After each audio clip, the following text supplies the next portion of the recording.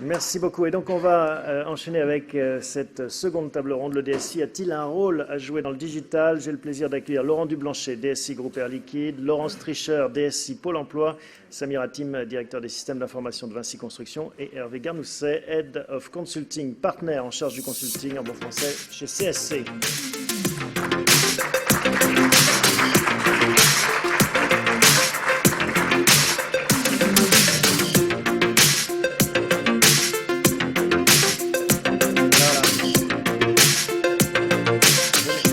Samir,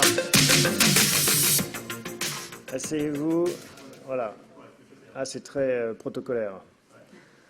Bon. Alors, on va commencer pareil avec Hervé qui va nous planter le décor. Quelques mots, Hervé, sur le choix de cette thématique. Est-ce que c'est pas trop sérieux pour le DSI finalement, ce digital? Alors d'abord, quand on parle de DSI, c'est une multitude de DSI, pardon, de digital, de transformation digitale, ça regroupe énormément de facettes. La première, c'est la partie visible de l'iceberg, c'est celle qui remplit la une des journaux. C'est tout ce qui est relatif à la disruption, on en a parlé dans la table ronde précédente. C'est la conscience qu'il peut y avoir des disruptions des business models historiques des sociétés par l'émergence de sociétés qui partent sur une base différente qui est souvent centrée sur la technologie. Et d'ailleurs, le sujet dans les sociétés qui ont été disruptées, qui sont essentiellement aujourd'hui dans le domaine du tourisme et des transports, c'est de confier ces sujets-là à quelqu'un d'autre que le DSI. Maintenant, il y a la transformation digitale, il y a une partie visible, invisible, immergée de l'iceberg qui est très importante, d'ailleurs qui apparaît très bien dans l'étude, puisqu'on dit que les sujets qui sont relatifs au premier thème, qui est la partie visible, finalement, c'est 10% des préoccupations aujourd'hui. Et il y a beaucoup de sujets autour de la performance, de l'amélioration de la performance, de la production, notamment chez les industriels, qui sont de vrais sujets sur lesquels, finalement, la technologie et le digital ont été toujours des leviers de transformation importants. Par contre, il y a quelque chose qui change actuellement. D'abord, il y a une accélération, une arrivée à maturité d'un certain nombre de technologies qui n'étaient pas auparavant, comme l'IoT, on a parlé de robotique, des plateformes, qui bouleversent la réalité augmentée, qui bouleversent pas mal la donne. Ça, c'est le premier sujet. Le deuxième sujet que nous, on voit dans nos opérations, c'est qu'on voit aussi l'émergence du cloud et notamment du SaaS comme étant une façon de consommer de l'IT sans passer par l'IT, très forte dans certains métiers, ce qui est du domaine du shadow IT. Et le troisième sujet qui est très important, c'est que probablement autrefois, on adressait les sujets par les fonctions que livrait le système d'information, et aujourd'hui, on les adresse beaucoup plus par l'usage, parce qu'on a face à une population notamment qui se rajeunit et qui n'est pas du tout dans la logique d'avoir ces cycles de formation qui durent plusieurs semaines avant d'utiliser une application et qui veulent l'utiliser tout de suite, quitte à ce que finalement ça ne réponde pas complètement aux besoins. Et donc le rôle du DSI là-dedans, évidemment, il est quelque part, il a le risque d'être disrupté, il a le risque de ne pas s'adapter assez rapidement à tous ces enjeux-là. Et donc, je pense, voilà le thème de la table ronde de tous ces sujets. Bon, merci pour ces mots d'introduction. Alors, on va faire un petit tour de table. Laurent, vous pouvez prendre le micro. Sur, votre définition du digital, comment est-ce que vous approchez cette question du digital? Je crois qu'on est une entreprise qui a un fort background technique, technologique dans le domaine industriel et évidemment dans le domaine des services pour la santé. Et la première chose, c'est qu'on voit que c'est une opportunité de faire converger technologie, services avec un focus sur les usages super fort. Qui dit usage métier, mais aussi usage des technologies de l'information.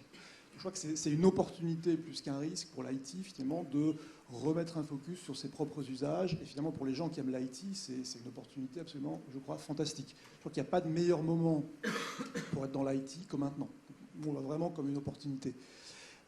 En tant qu'industriel, le digital, c'est aussi une opportunité formidable de faire levier sur nos assets.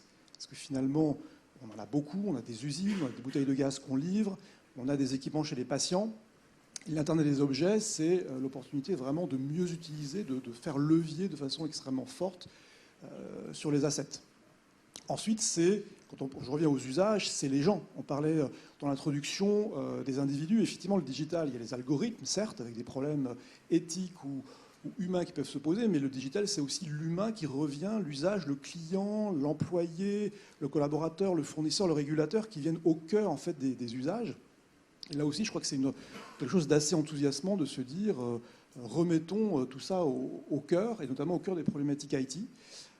Et enfin, le digital pour nous, bien évidemment, c'est remettre l'IT au cœur de métier, avec une convergence entre l'informatique et les métiers qui devient très très fort. Donc ça veut dire un gros challenge pour l'informatique de se mettre à parler le langage des métiers et pour le métier de parler le langage de l'IT. Donc là, il y a une pression très très forte avec des investissements très forts pour évidemment remettre le socle informatique à la hauteur des enjeux qu'il faut pour parler aux métiers de façon rapide, forte et pertinente. Samir, vous aussi, vous représentez un métier industriel, on peut dire, BTP, un métier de brick and mortar, hein, pour le coup, au sens propre. Quelle est votre définition, votre approche du digital ? Oui, alors bonjour à tous et à toutes. Nous, Vinci Construction, est une entreprise donc de construction. Nous construisons des ouvrages fonctionnels, des bâtiments et des infrastructures aéroportuaires, de transport, etc. Bon. Alors la construction, curieusement, jusqu'à il n'y a pas longtemps, était à la traîne en matière d'informatisation, de numérisation digitale. Il y a une raison. La raison, c'est que on fait des chantiers. L'ouvrier dans le chantier, il a les pieds dans la boue, il a les mains, il a des instruments dans les mains, donc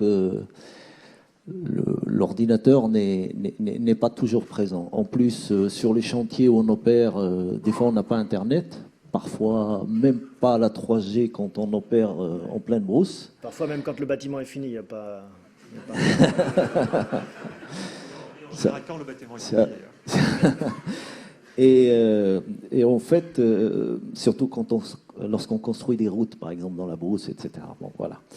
Et en fait, l'informatisation s'est arrêtée dans les fonctions centrales, classiques, à savoir donc les ERP, la finance, la compta, la gestion, les RH. Et le système d'information s'arrêtait au bungalow et n'allait pas sur le chantier, c'est-à-dire sur le poste de l'ouvrier. Donc on a un problème d'industrialisation de chantier, un effort énorme. D'ailleurs, si vous visitez un chantier aujourd'hui, enfin aujourd'hui un peu moins, mais c'est encore le cas, hein, c'est la vraie vie, il y a une chose qui va vous sauter aux yeux, c'est le nombre de plans papier qui sont sur le chantier. Pourquoi ? Parce qu'il y a beaucoup d'acteurs sur le chantier, et quand vous voulez déplacer un mur de 5 mètres, vous devez modifier 10 plans et passer par 10 approbateurs qui sont des corps d'état différents. Donc ça, c'est la vraie vie. Donc alors, comment faire ? Et c'est ce qui explique d'ailleurs le fait que la construction, je ne sais pas s'il y a d'autres domaines, la construction est le seul secteur où sur le demi-siècle dernier, la productivité a baissé. Pourquoi ? Pour les raisons que je viens d'énumérer, et aussi parce que les contraintes réglementaires ne cessent d'être nombreuses. C'est-à-dire que la réglementation est de plus en plus contraignante dans nos métiers. Et alors, qu'est-ce que c'est Donc le digital est une formidable opportunité pour nous, puisqu'on commence à industrialiser réellement notre métier, ce qu'on ne faisait pas avant. Ça passe par quoi ? Donc le digital, c'est l'amélioration des procédures de sécurité, c'est augmenter la sécurité. La sécurité est une problématique énorme dans le BTP, dans toutes les boîtes de BTP. Ça coûte très cher, et un accident mortel, c'est un accident de trop. Donc on travaille beaucoup sur ce point-là. C'est augmenter la qualité des ouvrages, c'est augmenter la productivité, comme je disais. Et puis c'est travailler un peu sur la transition énergétique, sur les matériaux isolants. Sur comment on va travailler sur la mobilité, les smart cities, les smart buildings, etc. Et ça existe aujourd'hui. Je vais sur un chantier demain, vous me faites visiter, ça y est, c'est implémenté. Ça commence ? Ça commence. Je crois qu'on va en parler peut-être tout à l'heure en disant qu'est-ce qu'on... Bon, vous allez nous expliquer. Laurent, votre vision chez Pôle emploi, une entreprise, c'est pas une entreprise, une organisation différente, hein, mais c'est ça qui est intéressant justement de voir s'il y a des convergences ou pas. Votre approche du digital. Bonjour à tous. Alors, je ne sais pas si je dois présenter Pôle emploi, peut-être un peu, parce qu'on se fait parfois de fausses idées sur Pôle emploi. Donc, nous sommes un opérateur, en fait. Voilà. Ce n'est pas une entreprise, un opérateur. Pôle emploi, c'est une entreprise assez structurée par son système d'information, puisque relatif à sa mission d'indemnisation, on va payer 35 milliards d'euros par an. Donc, on a un SI qui gère tout ça, qui est assez structurant dans l'entreprise. Là, ce qu'apporte le digital, c'est qu'on va passer d'un SI qui porte un processus à un SI qui tire une satisfaction de l'usager. Et donc qui tire une expérience utilisateur. Et à tel point, Pôle emploi, il est piloté par 14 indicateurs de résultats. C'est ça dont on rend compte finalement à notre conseil d'administration, puisque nous avons un conseil d'administration et nous avons aussi une ministre. Et dans ces indicateurs, je vous assure, il n'y a pas la courbe du chômage. Hein, il y a d'autres choses. Et parmi ces 14 indicateurs, il y en a 3 qui sont prépondérants. C'est le taux de retour à l'emploi, où là, nous avons une action liée à l'accompagnement. Et puis, il y a 2 autres indicateurs qui sont la satisfaction des entreprises et des demandeurs d'emploi. Voilà, donc ce sont les 3 indicateurs majeurs qui vont tirer la stratégie de Pôle emploi. Et le digital est totalement intégré finalement dans cet objectif de satisfaction de l'usager, avec une stratégie qui a considérablement évolué, puisque quand Pôle emploi a été créé en 2007, on s'attendait au plein emploi. Ça peut paraître bizarre aujourd'hui, mais on s'attendait à un taux de chômage entre 6 et 7%. Aujourd'hui, vous savez qu'on est un peu plus de 10% et qu'on a eu entre 2012 et 2015 plus de 20% de chômeurs. Donc on a totalement revu la stratégie, puisqu'on est passé d'une étape où on devait voir tout le monde tous les mois à une incapacité finalement à remplir cette mission. Donc on s'est dit finalement on va personnaliser l'offre de service, on va cesser l'uniformité de l'offre de service. Et pour personnaliser, on se sert du digital. La première façon, c'est qu'on crée une offre de service digital. C'est-à-dire qu'il y a des demandeurs d'emploi qu'on va moins voir que les autres. Et ça, on l'assume parce que finalement, sur l'accompagnement, ils ont moins de besoins. Donc pour cela, on leur propose d'aller suivre un cursus digital en ligne. Et c'est ce qu'on a créé au travers de l'Emploi Store avec beaucoup de partenaires. Et là où l'offre de service digital nous aide aussi, c'est sur la dématérialisation des processus. C'est-à-dire que si on veut, à contrario, accompagner plus fortement d'autres demandeurs d'emploi, ceux qui en ont plus besoin, eh bien, il faut libérer du temps conseillé. Et pour cela, on a totalement automatisé le processus d'inscription, de demande d'allocation en ligne, ce qui fait qu'aujourd'hui, on a une bonne partie de nos dossiers qui sont liquidés automatiquement, ce qui libère du temps administratif et ce qui fait que la première fois que le conseiller voit un demandeur d'emploi, c'est pas pour parler administratif, c'est pas pour lui parler de son dossier de liquidation, ça normalement c'est traité, c'est pour lui parler de son diagnostic et de son début d'accompagnement. J'aimerais votre avis sur ce sentiment ou ce risque pour le DSI d'être dépossédé de l'IT avec cette révolution digitale. Est-ce que, ce que disait un peu Hervé, est-ce que vous avez aussi ce sentiment de pouvoir être contourné? Je ne sais pas, je prends l'exemple pour Pôle emploi. Voilà, demain, un site internet me permet de trouver un emploi, et c'est déjà le cas. Le Bon Coin, voilà, merci monsieur. Par exemple, comment est-ce que vous vivez ça? Alors, il y a 2 manières de répondre. Enfin, c'est vrai qu'au départ, ça a fait drôle de voir, autour de la table du comité de direction générale, de voir les métiers qui parlaient d'informatique, de technologie, de données, de start-up. On s'est dit, mais à quoi ils jouent là? C'est quand même mon job. Bon, donc on a appris à travailler avec les start-up. Après, sur un plan plutôt métier, puisqu'on parle de disruption, effectivement, il y a les job boards, donc Le Bon Coin, mais il y en a plein d'autres et qui sont installés plus récemment. Fondamentalement, Pôle emploi, d'un point de vue métier, n'est pas en concurrence avec Le Bon Coin. Si un demandeur d'emploi trouve un job parce qu'il a trouvé une offre sur Le Bon Coin, c'est très très bien. Et ça, c'est à tel point que dès 2013, on a créé ce qu'on appelait, nous, la transparence du marché du travail. C'est-à-dire qu'on a convaincu un certain nombre de job boards de déposer aussi leurs offres sur le site Pôle emploi. Ce qui nous a permis de passer de 150 000 offres à pratiquement 600 000 quotidiennement. On a des services de mise à jour, de vérification de la légalité de l'offre, etc. Voilà, donc on est habitué à travailler avec ses partenaires. Et ce qui est important, c'est que le sens de Pôle emploi, c'est pas d'avoir un maximum d'offres. Et d'ailleurs, la bonne nouvelle, c'est que nos conseillers, ceux qui sont dédiés à l'entreprise, ont pu arrêter d'aller chercher des offres. C'est pas ça le sujet. Le sujet pour les conseillers dédiés à l'entreprise, c'est d'être auprès des recruteurs et de faire des recrutements difficiles. C'est pas de collecter des offres. Voilà. Hervé. Ouais, Laurent, vous dites quelque chose qui est très intéressant, c'est-à-dire qu'aujourd'hui, dans l'économie numérique, d'abord, il y a deux éléments très importants. Il y a l'usage qui devient quelque chose de fondamental, et le fait qu'on travaille plus seul. On travaille aussi avec un écosystème. Je crois que c'est vrai aussi, Samir, pour vous, dans le BTP, parce qu'il y a beaucoup de corps de métier qu'il faut coordonner. Et je pense que c'est une dimension aussi extrêmement importante de cette économie numérique. C'est une économie dans laquelle on travaille en réseau. Et donc, il est important aussi d'avoir des plateformes qui puissent aider à communiquer et à rapprocher les partenaires du système d'information et de ce qu'est l'entreprise. Un monde ouvert. Laurent, même question. Comment est-ce que vous vivez cette... je ne sais pas comment le formuler. Est-ce que c'est une crainte? Est-ce que c'est une possibilité, un risque d'être contourné finalement? Moi, je suis arrivé dans l'IT il y a 2 ans et demi. Donc, j'ai pas donc c'est vous qui contournez, en fait. Non, mais en fait, je crois qu'il y a beaucoup de personnes qui posent la question du rôle du DSI, est-ce qu'on est à risque, etc.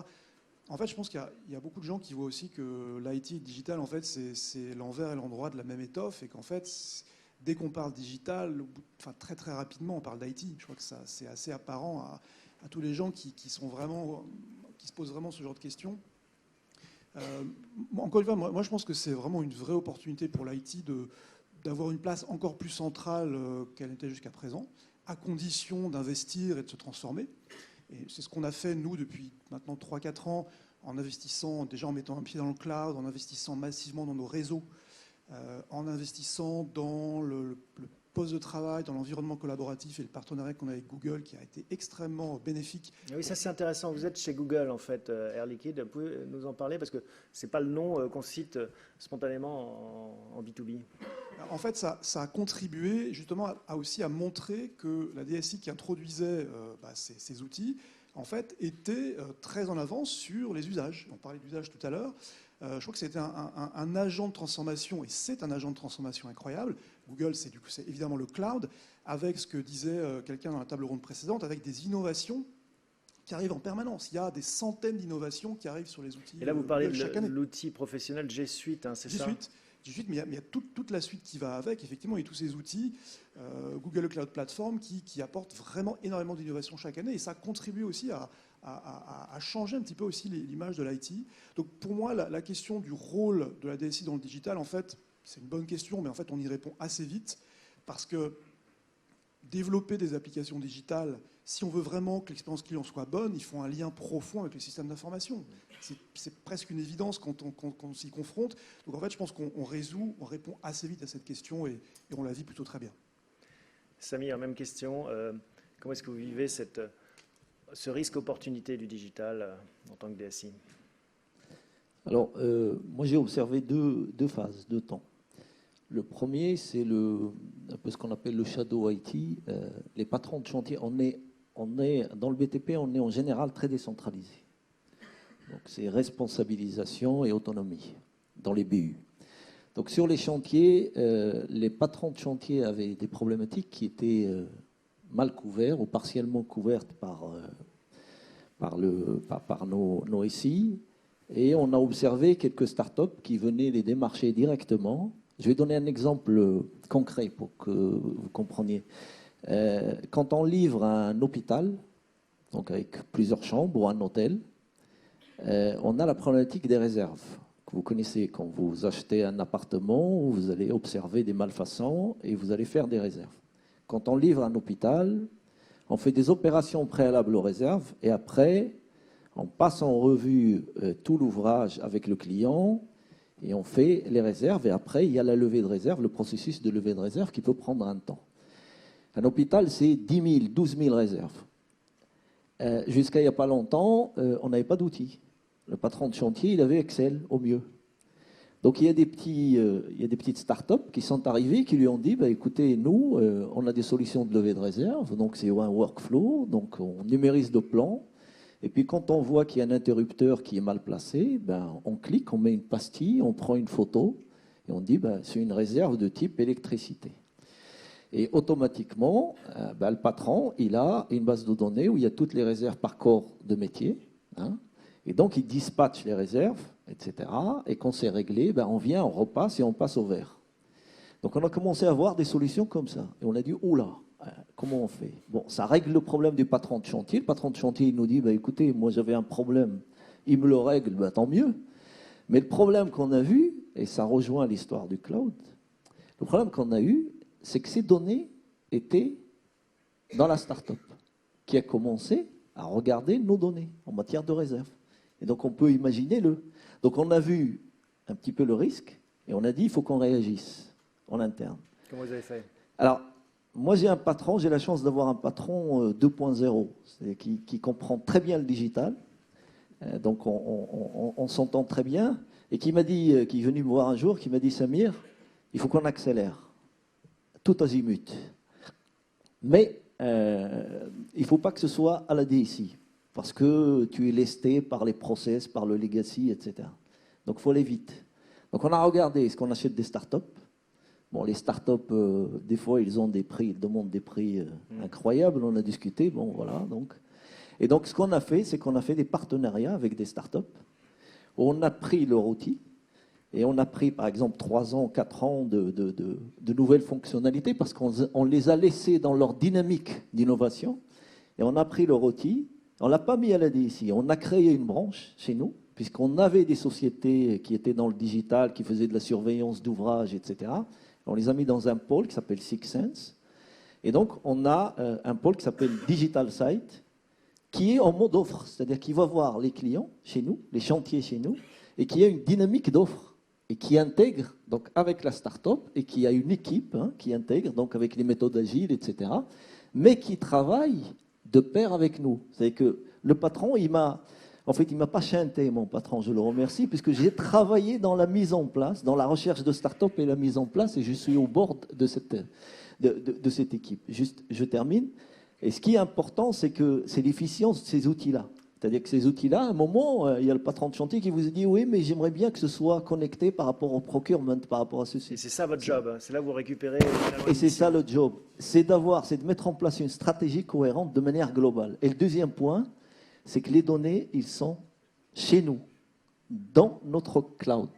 Parce que la problématique qu'on a remarquée aussi avec ce Shadow IT, c'est que la donnée se fragmentait de plus en plus. Vous ne pouvez pas l'exploiter. Or, la valeur ajoutée, elle est dans l'exploitation de la donnée et la combinaison des données. Vous voulez réagir, Hervé? Oui, je pense à des sujets fondamentaux dans tout ce qui est cette révolution-là, c'est aussi l'animation d'un écosystème externe d'innovation, parce que l'innovation se fait aussi en dehors de l'entreprise.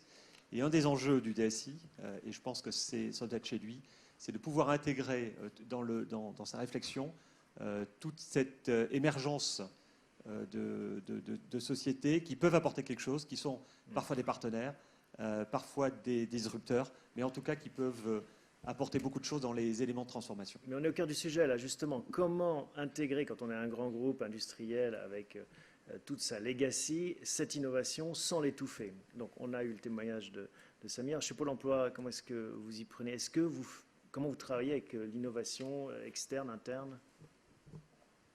Le métier était très tôt en contact avec des startups, au point que du point de vue métier, on est président d'honneur, je ne sais plus, du Lab RH, qui regroupe 200 startups qui vont traiter le sujet RH. Donc ça, c'était d'un point de vue métier, et la DSI est arrivée là-dedans. Juste pour reprendre la place du DSI, moi je me souviens temps 1 de la digitalisation, le DG aux équipes en disant « Moi, il faut que j'aille vite sur le numérique, ce sera avec vous ou sans vous, donc dépêchez-vous ». Temps 2, j'ai compris que sans la DSI, on ne faisait rien de sérieux. Parce qu'effectivement, le bonheur du digital ou la valeur ajoutée, c'est lorsque les données sont connectées et cohérentes. Donc, on est arrivé sur les startups on a créé des startups internes aussi, avec quelque chose d'assez intéressant, je trouve. C'est-à-dire qu'on a demandé à des collaborateurs, donc des conseillers en agence, d'émettre des idées. Qu'est-ce que vous verrez bien comme service digital? On a tout un processus de sélection. On a donc élu deux startups qui sont ce qu'on appelle chez nous des intrapreneurs. Donc les conseillers qu'on a sortis de leur agence et qui sont devenus eux-mêmes des mini-start-upers dans Pôle emploi. La DSI était à bord, puisque moi j'ai tenu à ce qu'on ait des collaborateurs de la DSI développeurs auprès de ces startups. Donc le schéma est assez classique, c'est 6 mois, un intrapreneur, 1 à 2 développeurs et un coach agile. Et ces startups, donc, on les a laissés totalement travailler, pas d'architecture cadrée, ils ont fait ce qu'ils voulaient. Et d'ailleurs, c'est un succès, puisque aujourd'hui, les 2 principaux services digitaux, en tout cas les plus appréciés sur Emploi Store, c'est le produit de ces 2 startups. Donc on a su les intégrer, au sens, on a su faire émerger l'idée, apporter un produit à valeur ajoutée. Bon, la question qu'on a, c'est comment on réintègre ça dans le SI. Et très simplement, on n'a pas encore trouvé la solution. Ouais. Donc ça, c'est à venir encore. Et c'est quoi la difficulté, en fait? C'est de se dire, ça ne se cale pas, en fait, on n'arrive pas à le passer à l'échelle? C'est un passage à l'échelle, et puis c'est un moment quand vous voulez aller plus loin, il faut qu'il y ait une authentification unique, par exemple. Il faut que l'output du service digital, vous le réintégriez dans le dossier du demandeur d'emploi. Donc, à un moment, vous avez toute la logique de données, d'authentification qu'il faut réassurer. Et lorsque vous êtes parti sur une architecture qui n'était pas fondamentalement celle de votre système, il y a quelques acrobaties à prévoir. Laurent, même question, comment est-ce qu'on gère cette innovation sans l'étouffer? Juste avant, je voulais ajouter un point sur la question précédente. Je pense que c'est bien que d'autres gens que l'IT parlent d'IT. Je pense que le métier doit parler d'IT. Et je pense que pour la DSI, ce qu'il faut, c'est pas être là tout le temps, partout, à tout vouloir contrôler, c'est être là au bon moment.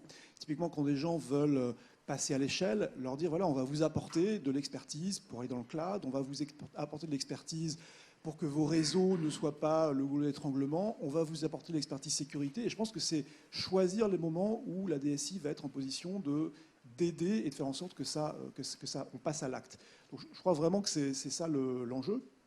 Ne pas étouffer l'innovation. Alors nous, ce qu'on a fait, on a identifié quelques thèmes, nos usines connectées, nos objets connectés, puisqu'on est aussi dans un métier de logisticien, le parcours client, et on s'est dit, ben voilà, on va organiser des équipes complètement pluridisciplinaires, les opérations, la R&D, des gens de l'extérieur qui vont être des designers, et des gens de l'IT, sur plusieurs domaines, des architectes, des experts d'infrastructure, des gens du procurement, pour arriver à nouer les bons partenariats avec les écosystèmes sur lesquels il faut qu'on fasse levier.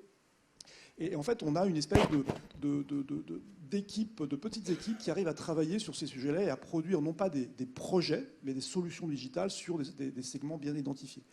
Donc finalement, je crois que ça s'organise à partir du moment où on n'est pas dans une espèce de protection territoriale en disant moi c'est l'IT, je suis là, toi c'est le digital, et chacun se regarde en chien de faïence. À partir du moment où on a une vraie collaboration au sein de petites équipes qui travaillent sur des produits, je pense qu'en fait l'innovation elle émerge très rapidement. Et y compris dans les équipes, parce que ça c'est le discours en effet des boss qui se disent bon bah voilà, il faut travailler ensemble.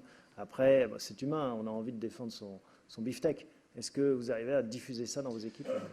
En fait, moi je travaille mais depuis le début de façon extrêmement intime et de façon sincère avec le CDO, qui est finalement l'agent de la transformation digitale, mais qui a compris lui-même qu'en fait, il ne réussirait pas sans une IT complètement embarquée à tous les niveaux. Et je crois qu'il y a eu cette compréhension profonde au niveau des équipes de la transformation digitale. Il y a une compréhension aussi des équipes IT qu'elles ont de l'expertise à apporter, et surtout, il y a une compréhension du top management. Encore une fois, que digital et IT, c'était quand même la même chose, et que finalement, c'était très très complémentaire. Oui, Samir, j'ai vu que vous aviez attrapé le micro. En fait, juste une expérience. Nous, on avait un rôle central par opportunisme, un peu dans cette histoire d'innovation, c'est qu'on était légitime. Alors, je suis d'accord avec vous, on ne peut pas être partout, mais il faut être là au bon moment. C'est-à-dire, il faut avoir surtout une stratégie cohérente au niveau de tout le groupe. On a eu deux actions qui nous ont aidés. Sans ces actions, on serait peut-être un petit peu plus mal à l'aise aujourd'hui. La première, c'est qu'on a basculé, alors au lieu de basculer chez Google, on a basculé chez Office 365. Tout Vinci est parti sur 120 000 boîtes à lettres sur Office 365. Et donc, je vous rejoins, une dynamique collaborative innovante, extraordinaire, qui a touché tous les utilisateurs. Et ça, c'était génial, parce que les utilisateurs, les usages ont commencé à percevoir les usages qui pourraient leur permettre de travailler mieux, de collaborer un peu mieux. Bien sûr, on a travaillé sur les usages, parce qu'ils ne sont pas toujours au rendez-vous, en tout cas pas à la vitesse qu'on souhaite. Mais on a travaillé là-dessus. Ça, c'est le premier point. Le deuxième point, on a fait un chantier du siècle. C'est le sud d'Europe Atlantique, la LGV, la ligne Paris-Bordeaux, 300 km. On l'a construite, donc c'est un chantier de plus de 7 milliards d'euros. C'est énorme. Et on a investi énormément dans le digital, depuis 7 ans ou 8 ans. Et on a récupéré cette expérience. Ce qu'on a fait de bien, c'est qu'on a récupéré cette expérience en matière de SIG, parce que dans les ouvrages linéaires, on traversait par exemple des écosystèmes, etc. En matière d'environnement, on achetait les calques pour l'expropriation du cadastre, etc. C'est le système d'information géographique. Voilà. C'est une véritable révolution, en tout cas dans nos métiers. Et puis le BIM qui est le Building Information Model, ça aussi c'est une révolution énorme chez nous, puisque, juste un petit aparté, avant, vous aviez le client qui faisait appel à l'architecte, qui faisait appel à un bureau de contrôle, qui faisait appel à un constructeur, qui après livre au propriétaire, et qui fait appel à un exploitant, qui fait appel lui-même à un mainteneur. Et ce que vous disiez tout à l'heure est vrai, c'est que, je donne un exemple, quand on reçoit un appel d'offres, on a 3 types de documents, de manière concrète. On a un cahier des clauses techniques qui est sous format Word, qui contient les clauses techniques. On a des plans, des WG, et on a un fichier Excel où il y a des dimensions, il y a des quantités et des prix. Et quand on analyse tout ça, tous ces types de fichiers, des fois on trouve des incohérences. Alors le BIM, il apporte une formidable promesse. C'est que c'est une base de données centrale autour de laquelle tous les acteurs vont travailler. Et le BIM, ce n'est pas seulement de la construction 3D, ce sont des objets qui ont des propriétés physiques, une porte, une fenêtre, une poutre, un poteau, etc. Mais c'est aussi des objets qui ont des propriétés sémantiques. Propriétés, par exemple, physiques, des propriétés fonctionnelles, la résistance au feu d'une porte, etc. Et donc, tous les acteurs vont venir enrichir cette base de données unique. Et aujourd'hui, on fait des chantiers sur la forme d'un contrat as-built. C'est quoi le as-built? C'est-à-dire qu'on va livrer, par exemple, l'aéroport de Santiago du Chili qu'on est en train de construire. On va livrer l'aéroport, mais on va livrer aussi l'avatar numérique, c'est-à-dire une maquette numérique qui contient tous les événements qui sont arrivés pendant la construction de l'ouvrage, conception, construction, etc. Et les C'est ouvriers très important pour l'exploitation. auront un casque de réalité augmentée pour Bien sûr, se on y travaille. repérer. Bien sûr, on y travaille. Mais un exemple simple, on fait des poteaux préfabriqués qu'on va venir positionner. Eh bien, l'ouvrier, aujourd'hui, on le fait avec des tablettes. L'ouvrier positionne la caméra de la tablette, le logiciel reconnaît où il est, il superpose le plan et il lui donne l'emplacement exact où il doit placer ses poteaux. Voici un exemple concret. Ouais, ça montre à quel point, en effet, ce métier est en train de se digitaliser également. Une dernière question, parce que le temps passe. Est-ce que vous savez à quoi ressemblera votre métier, dans 5 ans? On a le sentiment que tout s'accélère. Est-ce que vous avez une vision claire de ça? Le DSI dans 5 ans, Laurent. Normalement, il y en a 2 qui doivent répondre, là, quand je dis Laurent. Il y a clairement au niveau de la politique de l'emploi une volonté un peu de consolider, de mieux piloter les politiques de l'emploi. Et donc on voit émerger ce dont vous parliez, qui sont les plateformes. Et donc toute la formation professionnelle, tout l'accompagnement des demandeurs d'emploi commence à se structurer sous forme de plateformes de données qui permettront aux différents partenaires de collaborer. Enfin, tout ça est assez classique. La formation, vous avez quand même plusieurs prescripteurs. Mais je parle moins du métier ou du service que vous allez fournir que de votre job, vous. Est-ce que vous pensez qu'il va changer radicalement? Moi, je pense qu'il s'enrichit de tout ce qui est support à l'innovation. Aujourd'hui, on parle beaucoup des startups parce que ça a 2-3 ans. Demain, je pense que ce sera totalement intégré dans le métier de la DSI. Deuxième élément de réponse, moi j'ai le sentiment, mais c'est peut-être que personnel, qu'on sort de la période d'industrialisation du SI avec les centres de services pour réaborder une période où on va chercher à réinternaliser le développement. Donc je pense que mon job, ce sera aussi plus d'attirer les talents, les éduquer, de rester attractifs, et peut-être un petit peu moins que gérer les centres de services. Merci. Samir, quelques mots sur dans 5 ans, comment est-ce qu'on vous retrouve? Comme aujourd'hui, peut-être mieux. Enfin, je pense que... Sûrement. On n'en doute pas, mais je pense au que day-to-day. Je pense que le DSI, il a une formidable opportunité aujourd'hui. Enfin, moi, je l'ai vécu ces 3 dernières années. Il a une opportunité, c'est d'aller sur le métier, d'aller sur la valeur ajoutée, d'actionner sur la valeur ajoutée de nos métiers. On est tous en train de pivoter en matière de modèle économique, avec un angle plus ou moins important, mais on pivote tous, de toute façon, qu'on le veuille ou non. Sinon, on va se faire ubériser tous. Donc, l'idée, c'est d'abord de travailler avec la direction pour les sensibiliser, mais je pense qu'ils ont compris aujourd'hui, et de connaître, de descendre sur le terrain, de connaître le terrain et d'être un bon conseil, et là, au bon moment. Mais aussi d'apporter la plateforme, d'apporter le cloud derrière, d'apporter les processus qui sont solides derrière pour apporter l'efficience à toute cette transformation digitale. Laurent, je vais poser la question un petit peu différemment. Est-ce que le DSI peut devenir le PDG de la boîte? On allait le chercher avant dans les fonctions, le CFO, le sales. Est-ce qu'on pourrait imaginer d'un monde, puisque c'est central maintenant, où le DSI devient le numéro 1? Certains sans doute l'espèrent. Je ne sais pas. Je crois qu'effectivement, comme le métier la composante IT du métier devient extrêmement importante. Évidemment, on voit une convergence entre l'IT et le métier et les fonctions de management, de façon évidente. Et pour arriver à ça, je pense moi, je vois des enjeux très forts en termes de RH. Je pense qu'aujourd'hui, le DSI doit piloter les RH de son SI de façon beaucoup plus forte, de façon beaucoup plus fine et structurée que ce qu'on faisait par le passé. Je pense qu'il y a un enjeu aussi de pilotage financier, puisque en fait, le SI devient en fait un enjeu